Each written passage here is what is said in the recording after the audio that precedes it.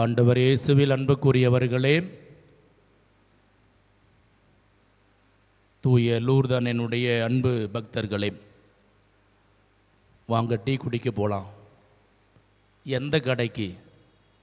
அந்த கடைக்கு. ஐயோ, அங்கே போய் எவன் குடிப்பான்? நடக்காது.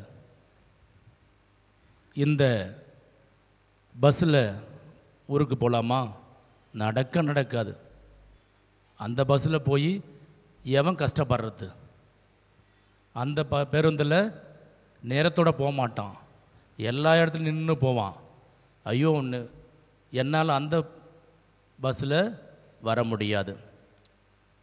ஹோட்டலுக்கு சாப்பிட போகலாமா? அந்த ஹோட்டலுக்கு எவன் சாப்பிடுவான்? மனுஷன் சாப்பிடுவான் அந்த ஹோட்டலில் போய்? அதெல்லாம் முடியாது. அந்த ஹோட்டலுக்கு நான் வரவே மாட்டேன். இந்த பள்ளிக்கூடத்தில் நம்ம பிள்ளைகளை சேர்ப்போமே, என்னப்பா உனக்கு ஒன்றும் படித்த மாதிரி தெரிகிற, போய் அந்த பாட்டு சேர்க்குறேன்னு சொல்கிற. அங்கெல்லாம் பிள்ளைங்களை சேர்த்தா நல்லா வளருமா? நல்லா படிக்குமா? அறிவு இருக்குமா? இந்த மருத்துவமனைக்கு போகலாமே, தெரிஞ்சும் தெரியாதவன் கூட போக மாட்டான். அந்த மருத்துவமனைக்கு தெரியாதவன் கூட போக மாட்டான். ஏன் அப்படி சொல்கிற? என்ன வைத்தியமா பார்க்குறானுவ? காசு மட்டும்தான் குறியாக்குறானுவ. காசு மட்டும்தான் குறியாக இருக்கிறாங்க. அன்புக்குரியவர்களே, இதெல்லாம் யாரோ சொன்னது நினைக்கக்கூடாது.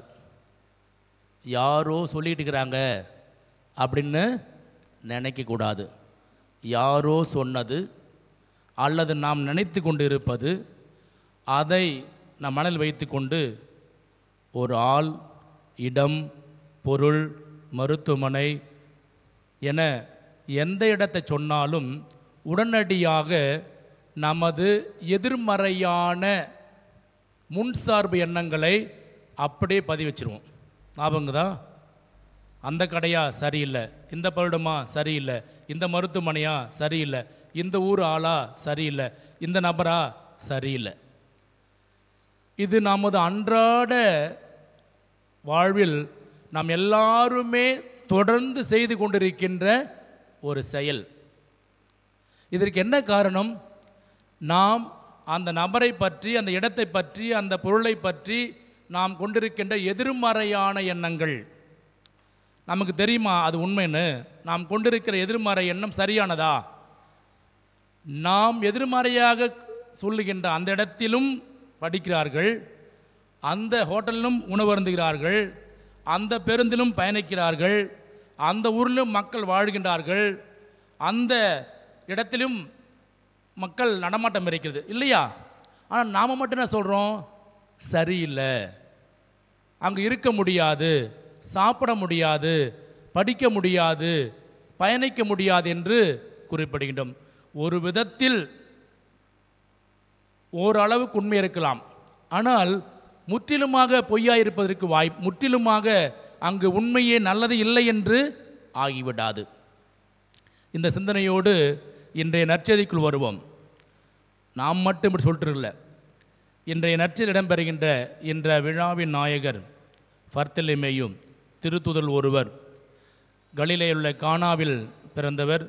திருத்தூதர்களில் 6வது வரிசையில் இடம்பெறுகின்ற இவர் நம்மை விட ஒரு படி மேலே போய் கடவுளையே ஒரு கேள்வி கேட்டார். என்ன கேட்கிறாரு? நாசரேத்திலிருந்து நல்லது எதுவும் வரக்கூடுமோ அப்படின்னா அர்த்தம், அந்த ஊரில் நல்லதே வராது. அவன் சொல்கிறோம் இல்லையா, அவனா விளங்காதவன், அந்த ஊரா கெட்ட ஊர், அந்த ஹோட்டலா பள்ளிக்கூடமா சொல்கிறோம் இல்லையா. இவர் எல்லாரோட டாப்பில் வந்துட்டார். என்ன சொல்கிறாரு? நாசரேத்திலிருந்து நல்லது எதுவும் வரக்கூடுமோ அப்படின்னா வராது. நல்லது என்பதற்கு அங்கே இடம் கிடையாது. ஆனால் அதற்கு முன் நம்ம ஒன்று கவனிக்கணும். அங்கே இறைவாக்கினர்களும் திருச்சட்ட நூலிலும் மோசே குறிப்பிட்டு உள்ளவரை நாங்கள் கண்டோம். இது பொய்யா கற்பனையாக சொல்லப்பட்ட ஒருவரை தாங்கள் கண்டதாகவோ அதை பார்த்ததாகவோ சொல்லவில்லை. இவரும் இறைவாக்கினர்களை நம்பியிருக்கிறார், திருச்சட்டங்களை அறிந்தவராயிருக்கிறார், மோசையை பற்றி நன்கு தெரிந்தவராயிருக்கிற நத்தானியலும் இந்த பர்த்தலமேயும் அறிந்திருக்கிறார். அதனால்தான் அவர் இந்த நான் பார்த்திருக்கிற ஆள் யார் தெரியுமா, நான் பார்த்துவிட்டு வந்திருக்கிற யார் தெரியுமா, இறைவாக்கினர்களும் திருச்சட்ட நூலில் மோசே குறிப்பிட்டு உள்ளவரை நாங்கள் கண்டோம். அவர் யார் தெரியுமா, நாசரேத்து ஊரை சார்ந்த யோசேப்பின் மகன் இயேசுவே. எல்லாம் ஃபுல் டீட்டெயில் விட்டுறாங்க. ஆனால் என்ன சொல்கிறாரு, நீ எந்த டீட்டெயில் கூட சேர்த்தான், அந்த ஊரில் நல்லது வருவதற்கான வாய்ப்பே கிடையாது. அந்த ஊரிலிருந்து நல்லது வருவதற்கான வாய்ப்பே கிடையாது. அப்போ ஒரு எதிர்மறையான சிந்தனை உண்மையை ஏற்றுக்கொள்ள முடியாத இருக்கிற ஒரு நிலைப்பாட்டை நாம் இங்கு காண முடிகிறது. இவ்வளவு ஆதாரபூர்வமாக இவ்வளவு உண்மையை சொன்ன போதும் கூட அங்கிருந்து நல்லது வருவதற்கு வாய்ப்பில்லை என்று அவர் தீர்க்கமாக சொல்வதை பார்க்கிறோம். ஆனாலும் அவர் விடுவதாக இல்லை, வந்து பாரும். அவர் அப்படி சொன்னப்பட்ட போதும் அங்கே ஒரு அழகான ஒரு உரையாடல், வந்து பாரும். வந்து பாரும் என்பது போது என்னவென்றால், நீ வந்து அந்த உண்மையா பொய்யா என்னை கண்டுகொள்.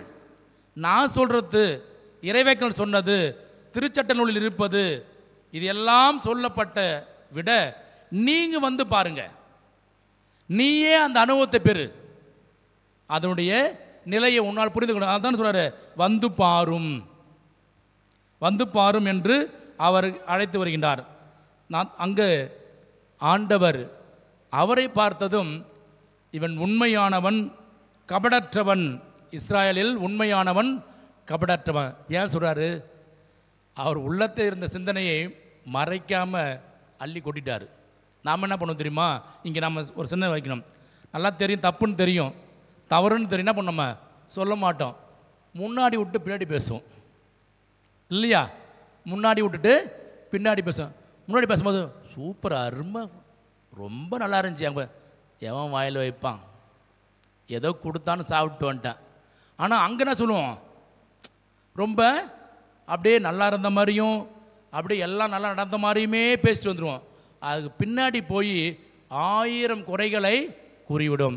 இங்கு இந்த நத்தானியல் இந்த பர்தலமேயின் இடத்தில் ஒரு அற்புதமான சிந்தனைனா, அவர் என்ன ஒன்று அவருக்கு இருந்திருக்க வேண்டும் அந்த நேர்மறை சிந்தனை, அல்லது அந்த ஊரை பற்றிய எதிர்மறையான சிந்தனை யாரா வழியாக கொடுக்கப்பட்டிருக்க வேண்டும்.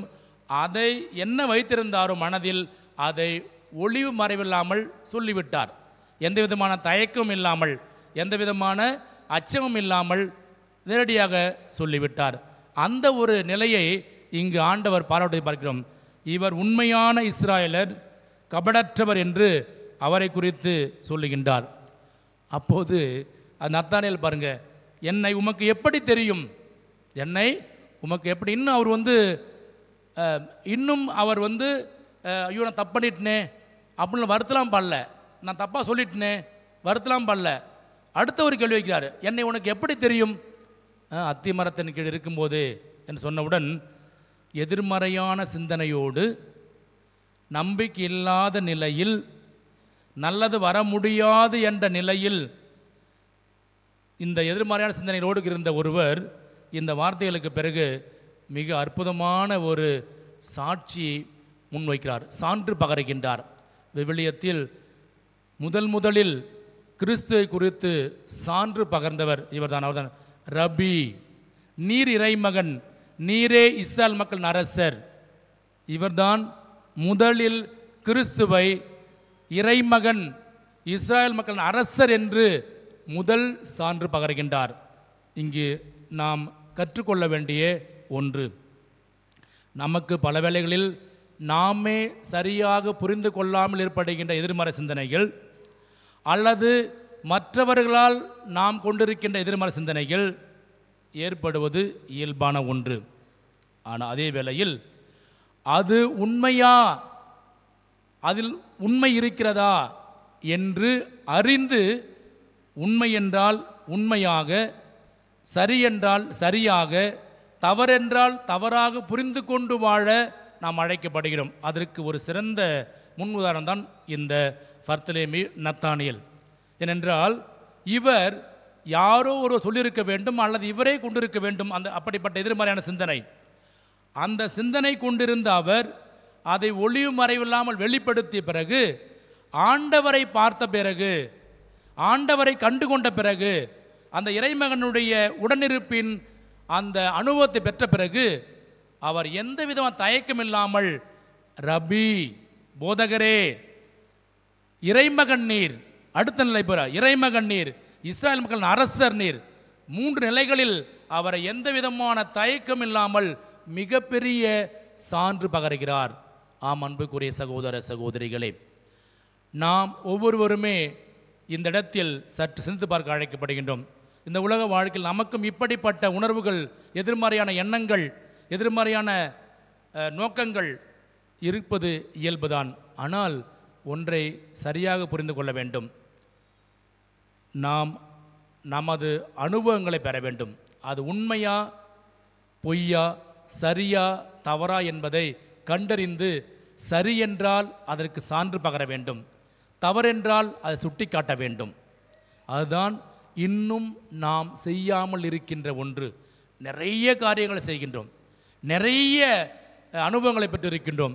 இந்த இடத்தில் மட்டும் நாம் இன்னும் பின்தங்கி இருக்கிறோம். ஏன் இப்படி சொல்கிறோன்னா, இன்றைக்கி நம்ம எல்லாருமே பெரிய கஷ்டத்தோடு இருக்கிறோம். எல்லாருமே இந்த எதிர்மறை சிந்தனையோடு இருக்கின்ற பொழுது நாம் கொண்டிருக்கின்ற அந்த எதிர்மறை சிந்தனை, அந்த நபரோ இடமோ பொருளோ மருத்துவமனையோ நாம் அங்கே சென்றிருக்க மாட்டோம். ஆனால் அங்கே நன்மை இருக்கிறது என்பதை நாம் அறிந்து கொள்ள முன்வருவதும் கிடையாது, அதை பற்றிய அறிவை தெரிந்து கொள்ள விரும்புவது கிடையாது. ஆனால் இந்த நிமிடம் வரை அந்த நபரை பற்றி, அந்த இடத்தை பற்றி, அந்த பள்ளிக்கூடத்தை பற்றி, அந்த நிறுவனத்தை பற்றி எதிர்மறை சிந்தனை கொண்டிருக்கின்றோம். ஆனால் ஒன்றை கவனிக்கணும், பல நல்லது நடந்து கொண்டிருக்கும், பல நல்லது நடந்து இருக்கும். அதனால் அந்த நல்லதை நாம் பெற முடியாமல், அனுபவிக்க முடியாமல் போய்விடுகிறது. அதனால்தான் நம்மால் பலவிதமான வளர்ச்சிகளை காண முடியாமல் சென்று விடுகிறது. ஆம், அன்புக்குரிய சகோதர சகோதரிகளே, இந்த நாளிலே நாம் கற்றுக்கொள்ள வேண்டிய ஒரு சின்ன பாடத்தை கற்றுக்கொள்வோம். நாம் எப்பொழுதுமே சரியை சரி என்றும் தவறை தவறென்றும் சொல்ல பழகிக்கொள்வோம். நாம் கொண்டிருக்கின்றது தவறான எதிர்மறையான சிந்தனை என்றால், நாம் உண்மையை கண்டறிகின்ற பொழுது அது உண்மை என்று பகிரங்கமாக அறிவிக்க முன் வர வேண்டும். நாம் எல்லாரும் தவறாக கொண்டிருப்போம். ஆனால் அந்த நிலையை விட்டு கொடுக்காமல், ஐயோ தப்பாக நினைப்பாங்களே, இல்லை, இன்றைக்கி நிறைய பிரச்சனை அதான். குடும்பங்கள் கூட நம் மனைவியை பற்றி, பிள்ளைகளை பற்றி யாரோ சொன்னது, யாரோ சொல்ல கேள்விப்பட்டதை கொண்டு அப்படியே எதிர்மறையான சிந்தனை கொண்டிருப்போம். ஒரு நபரை உறவுக்காரர்கள் மத்தியில் பிள்ளைகளை குறித்து, பேரப்பிள்ளைகளை குறித்து, நண்பர்களை குறித்து தவறான எதிர்மறையான சிந்தனைகளை இன்னும் கொண்டிருப்போம். ஆனால் அது உண்மையா? தெரிந்த பிறகும் கூட அந்த சிந்தனையை மாற்றிக்கொள்ள விரும்ப மாட்டோம், அதிலேயே வாழ்வோம். அதனால்தான் வளர்ச்சி இல்லை, நல்ல உறவு இல்லை, நல்ல உண்மையான நிலையை கண்டுகொள்ள முடியவில்லை. இந்த நாளிலே நாம் நமது வாழ்க்கையில் இந்த இறை வார்த்தை நம் வாழ்க்கை கொண்டு வருவோம். நமது வாழ்க்கையில் சரியென்று உணர்ந்து கொண்ட பிறகு, உண்மை என்று அறிந்து கொண்ட பிறகு, நமது தவறான எண்ணங்களை களைந்து நேர்மறையான செயல்களை, எண்ண ஓட்டங்களோடு மனிதர்களையோ பொருட்களையோ இடங்களையோ எதையும் அணுகக்கூடிய, அதனிடமிருக்கின்ற நன்மைதங்களை கற்றுக்கொண்டு வாழக்கூடிய நல்ல மனநிலையோடு வாழக்கூடிய அருள் வேண்டி இந்த பலியில் மன்றாடுவோம். இறைவனை சென்றென்று வாழ்த்து பெறுவாராக.